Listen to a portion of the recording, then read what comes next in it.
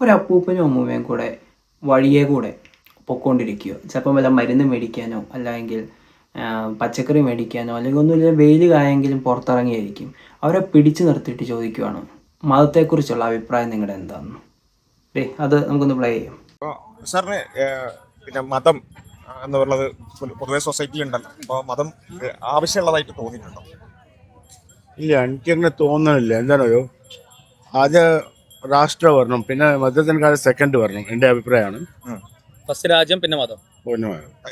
എന്തുകൊണ്ട് ആദ്യമേ തന്നെ പറയുന്നുണ്ട്, ആ പുള്ളിക്കാരൻ കറക്റ്റ് വ്യക്തമായിട്ടൊരു ആൻസർ പറഞ്ഞു. ആദ്യം രാഷ്ട്രം, പിന്നെയാണ് മതം വേണ്ടതെന്ന്. പിന്നീട് അതിനെ ചുറ്റിപ്പറ്റി വീണ്ടും വീണ്ടും ക്വസ്റ്റ്യൻസ് ചോദിക്കുകയാണ്.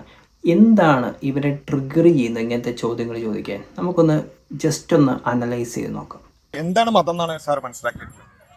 മതം ഒരു ഫെയ്ത്താണ്, ഓരോരോ ആളുടെ വിശ്വാസമാണ്. ആദ്യമേ തന്നെ ഇവർ എന്താണ് മതം എന്ന് കുറേ ചോദ്യങ്ങൾ ചോദിച്ചതിന് ശേഷം മതത്തിന് കൃത്യമായിട്ടൊരു ഡെഫിനിഷൻ ക്രിയേറ്റ് ചെയ്യാനായിട്ട് നോക്കുന്നുണ്ട്. എന്നിട്ട് കുറച്ചും കൂടെ മുമ്പോട്ട് പോയി കഴിയുമ്പോൾ അത് കുറെ കാലം കഴിഞ്ഞിട്ടാണെങ്കിലും അതിന്റെ കോൺസിക്വൻസ് ഇല്ല, ചിലപ്പോൾ കോൺസിക്വൻസ് ഇൻസ്റ്റന്റ് ആയിരിക്കും, ചിലപ്പോൾ കോൺസിക്വൻസസ് ലോങ് ടേം ആയിരിക്കും. അപ്പൊ ലോങ് ടേം കോൺസിക്വൻസ് ഉള്ള ഒരു കാര്യം. പിന്നീട് ഇവരുടെ മെയിൻ ആയിട്ടുള്ളൊരു ആശയം, സമൂഹത്തിൽ കൃത്യമായിട്ട് ഒരു മോറൽ വാല്യൂസോ കാര്യങ്ങളോ ഒന്നും ഇല്ല എങ്കിൽ ഫ്യൂച്ചറിൽ കുറേ തരത്തിലുള്ള കോൺസിക്വൻസസ് ഉണ്ടാകാൻ പറ്റും. ഒരു എക്സാമ്പിളായിട്ട് പറഞ്ഞു കഴിഞ്ഞാൽ ലിവിങ് ടുഗദർ എന്ന് പറയുന്ന ഒരു ആശയം. ഈ ലിവിങ് ടുഗദറിന് ആദ്യമേ 1970കളിലും 80കളിലും ഒക്കെ ഇത് ആദ്യമേ ഇൻട്രൊഡ്യൂസ് ചെയ്തത് ഓൾറെഡി ഡൊമസ്റ്റിക് വയലൻസിന് എഗെയിൻസ്റ്റ് ആയിട്ടുള്ളൊരു സൊല്യൂഷൻ ആയിട്ടായിരുന്നു.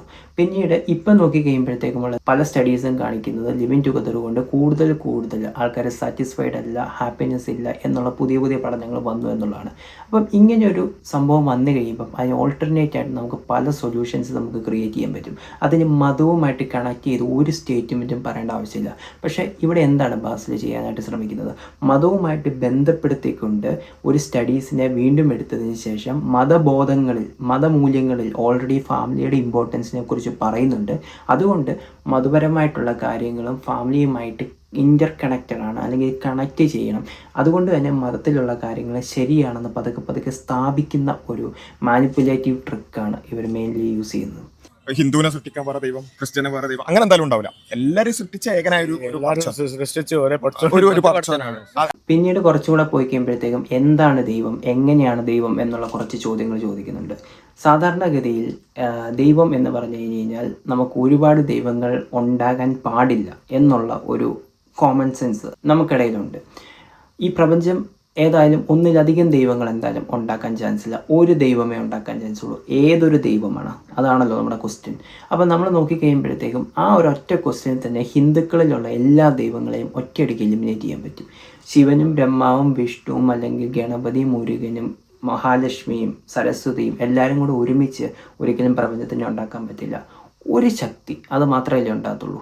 അപ്പോൾ 33 കോടി ദൈവങ്ങളായിട്ടുള്ള ഹിന്ദുക്കളുടെ ദൈവങ്ങളെല്ലാം ഒറ്റയടിക്ക് എലിമിനേറ്റ് ചെയ്യാനായിട്ടുള്ള ഈ ക്വസ്റ്റ്യന് പവറുണ്ട്.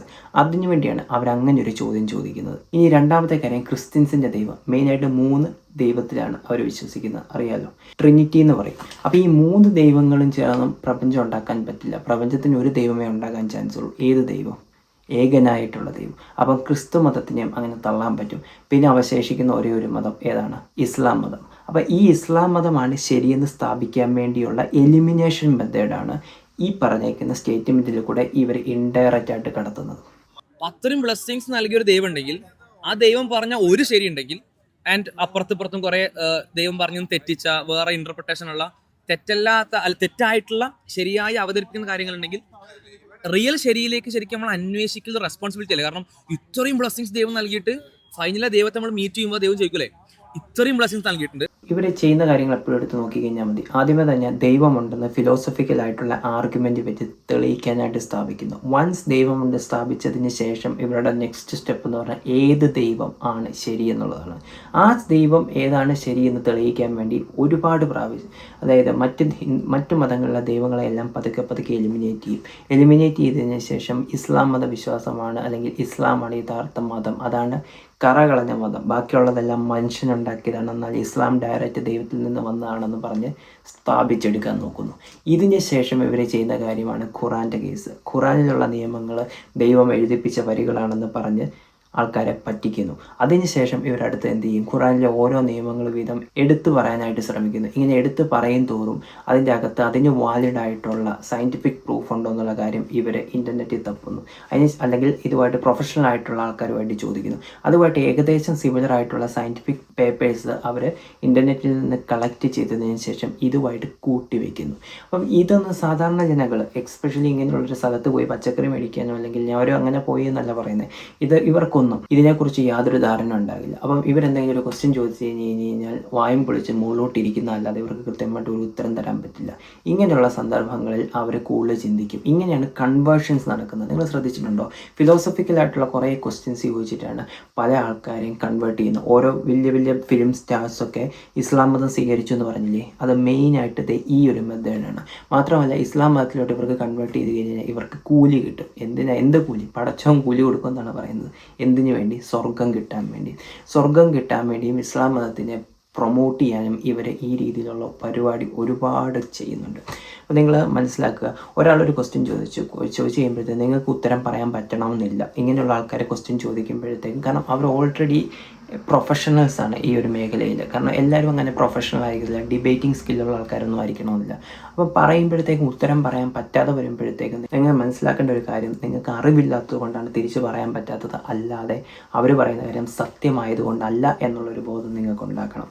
ഈ ബോധം നിങ്ങൾക്ക് എന്ന് വരുന്നോ അന്ന് മാത്രമേ ഇങ്ങനെയുള്ള കാര്യങ്ങളെ നമുക്ക് ഈ നെല്ലേതാ പതിരേതാന്ന് പറഞ്ഞാൽ തിരിച്ചറിഞ്ഞ് മനസ്സിലാക്കാൻ പറ്റത്തുള്ളൂ. അല്ലെങ്കിൽ ഇവരുടെ കൺവേർഷൻ ടെക്നിക്കിൽ നിങ്ങൾ ഓരോരുത്തരും മാറും. ഒന്നും പറയാനില്ല, ഞാൻ പറയുന്നതോ അവർ പറയുന്നോ ഒന്നും കേൾക്കരുത്. ജസ്റ്റ് ഫിലോസഫിക്കലായിട്ട് സയൻറ്റിഫിക് ആയിട്ടോ ദൈവം ഉണ്ടോ, അതിന് പ്രൂഫ് ഉണ്ടോ എന്ന് ജസ്റ്റ് ചെക്ക് ചെയ്ത് നോക്കൂ.